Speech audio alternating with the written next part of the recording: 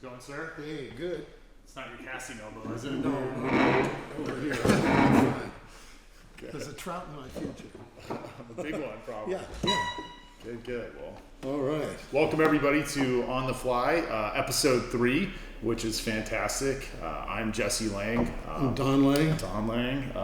We're the Lange twins. We're the Langes. Obviously, this is kind of a fun episode for us because this is a feature for our wine club on kind of a project that we started. Way back when, but I guess. Well, this is your notion a long time ago, actually. Yeah, but it's like we sort of came to fruition, I guess, for the first time, quite literally, in 2013 vintage. Typically for our wine club, we'll do a couple different trios every year, which is a really fun way to explore different Pinot Noir and kind of the culmination of what we do to chase terroir from vineyard site to bottling every year.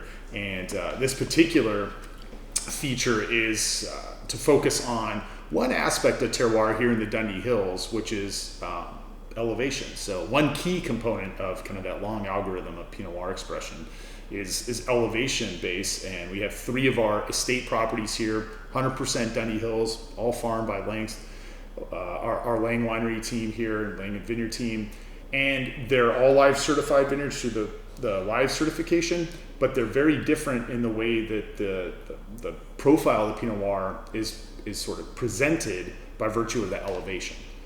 Yeah, another thing I want to say about the vineyard sites, and I think this is critical, they're all south-southeast slopes running right up the hill, almost in a straight line, south-southeast facing. So same winery, same winemaking team, a lot of the same farming techniques, but very different to kind of capture that essence kind of as an estate elevation trio. So we also do a soil trio, which is to explore the different hillside soils in the Willamette Valley, but this is just elevation specifically here in the Dundee Hills AVA. So this is all part of the Rouge 2020 summer collection of Pinot Noir, and I believe everybody got 2 bottles of these, so I think that closes out of pretty much the whole vintage of these particular wines. So spectacular vintage on the whole, 2017, fairly warm across the board, but really effusive, very evocative wines.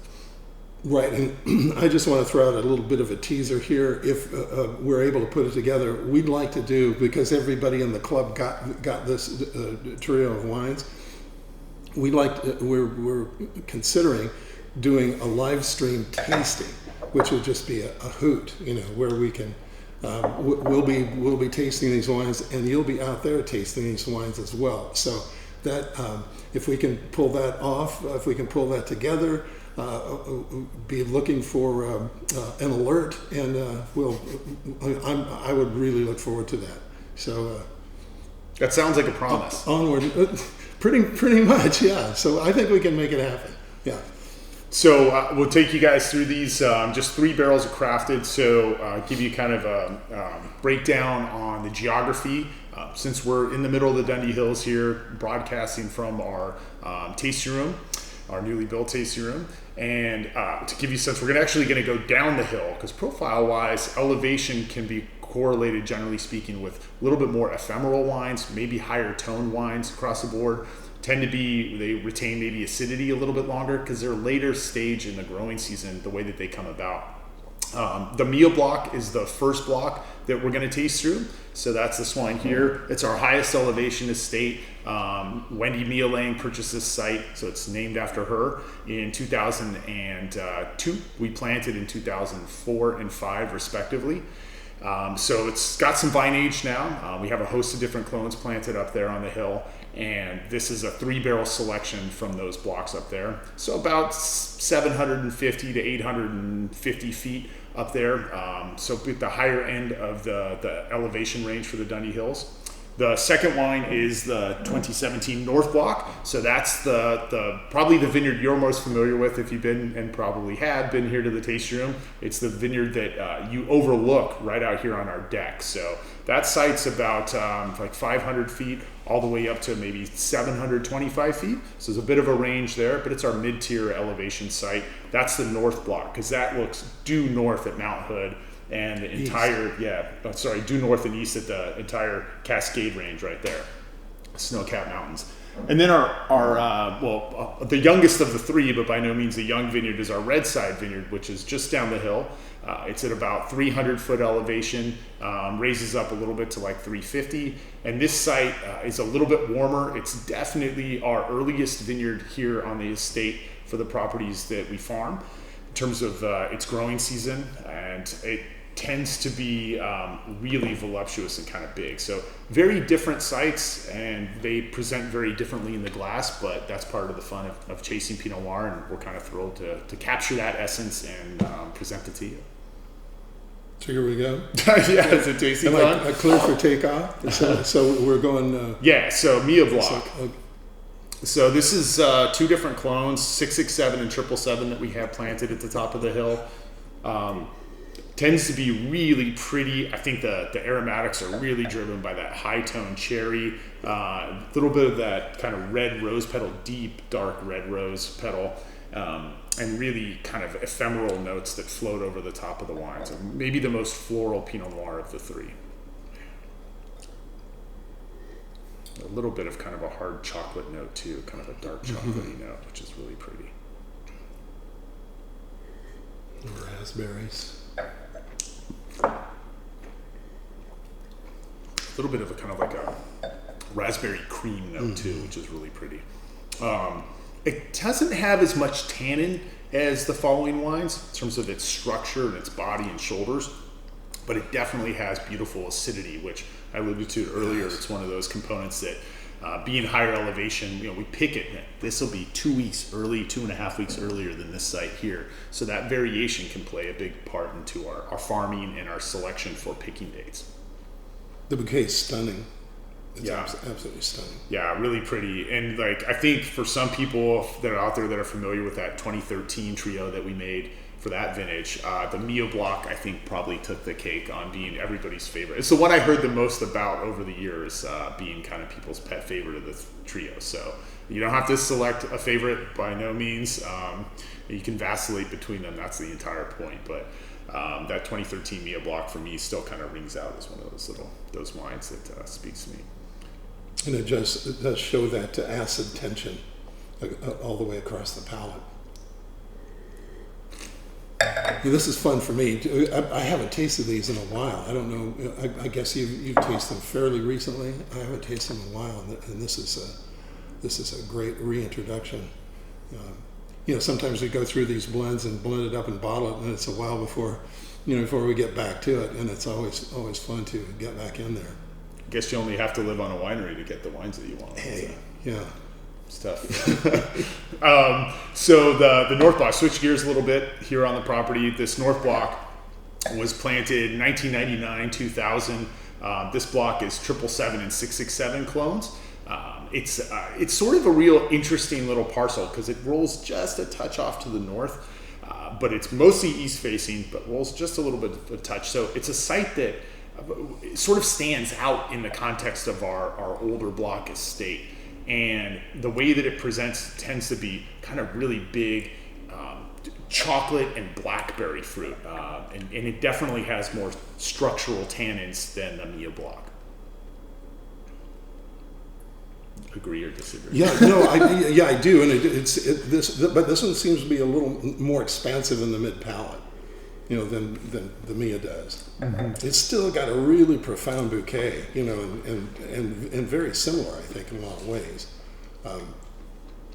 And a little more expansion on the palate. A little chewier, for sure. A little chewier. Yeah, a little bit more weight and density. And that's something that we definitely connotate with this particular parcel off the estate. And it's really fun because I think oftentimes, to segue a touch, but oftentimes, you look at Dundee Hills and Appalachian or a given estate vineyard site and you think, oh, it's just the estate vineyard. But the way that we farm all the blocks across our property here and at Freedom Hill and our partner vineyard sites, we actually microfarm the individual blocks within those vineyards. So the sort of microscope and microcosm of farming within those sites it's the stuff that kind of keeps us up at night and creates that feedback loop between vineyard site and block to eventual wine. So we create that loop which informs the farming, informs the winemaking, informs the farming, and that really hones our game, if you will. Switch it up. Red Side. Yeah, don't forget the wine tasting and drinking. Yeah, never forget about because that's all part of that cycle. Yeah, that's why I showed up today. Yeah, awesome. So the Red Side Vineyard. So this is a site that we purchased in 2006. It was actually a former hazelnut vineyard, hazelnut farm, Filberts for those Oregonians out there. And we tilled it and planted in 2007 and 2008, respectively.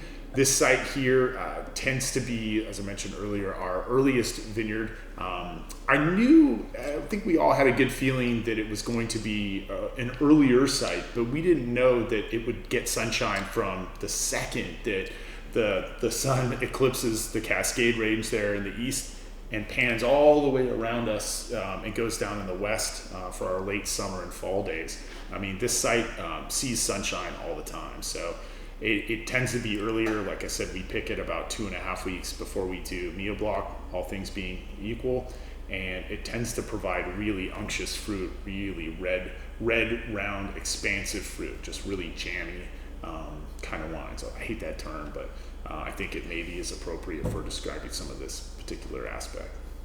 Yeah, I think this one has maybe the fattest mid palate. Has a lot of what I would call graham cracker type character, which I think implies spices, cinnamon spice, maybe a little more of that Dundee Hill spiciness than the previous two. And that richness lasts longer on the palate too. I think that tannin profile carries through. It's not an abrasive wine by any stretch, or a huge Pinot Noir on the structure, but it definitely carries, I think, like 80% to the palate, to the finish, like that tannin weight.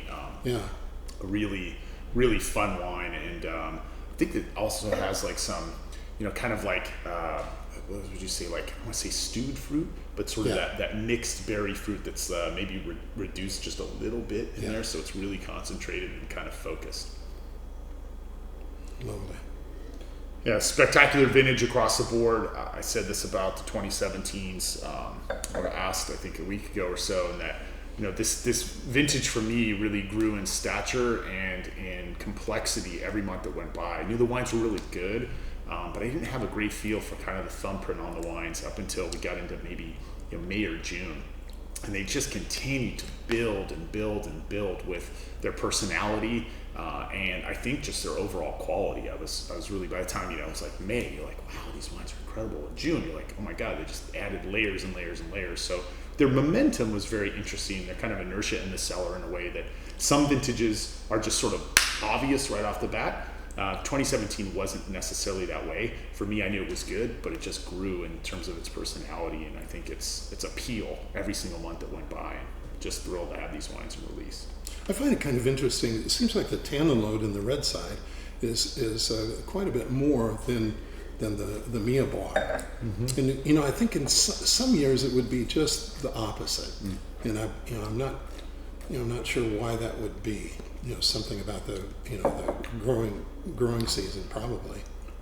Well, in this vintage, I think it was fairly warm. Making sure that we capture the wines before they get overripe was certainly a picking factor. Right. In the fall of 2017, it's something that we're very attuned to because we sample almost every day or sometimes twice a day for a given block. So it's a lot of walking and a lot of passes and a lot of specificity, but I think that was a key aspect of making sure that we picked these wines on time before they became overripe, because I think this vintage had an opportunity to go that ledge a little bit. Yeah, that's good. I mean, it's through that lens, it's really I think a success story, and you can sort of see that here. It's like this, you wouldn't want to have picked the Red Side Vineyard a week later. Clearly, it maintains its acidity. It's really bright on the palate still, but there's a lot of chewiness there as well. Sure.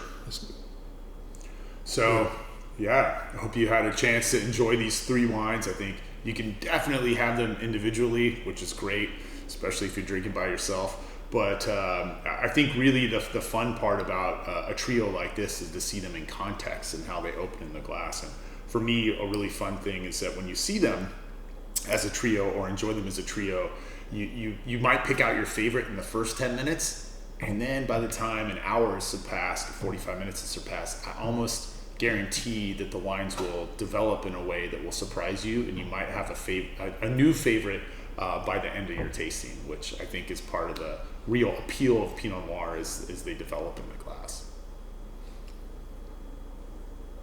And I really hope that we can have this live stream tasting where we can do that, and maybe have people sending in comments as we're doing it, because this fulfilled all my expectations about the prospect of doing that with all our friends and customers out there. So we're gonna make this happen. It's gonna be a riot. Yeah. Cheers to that. That's what I'm saying. Cheers.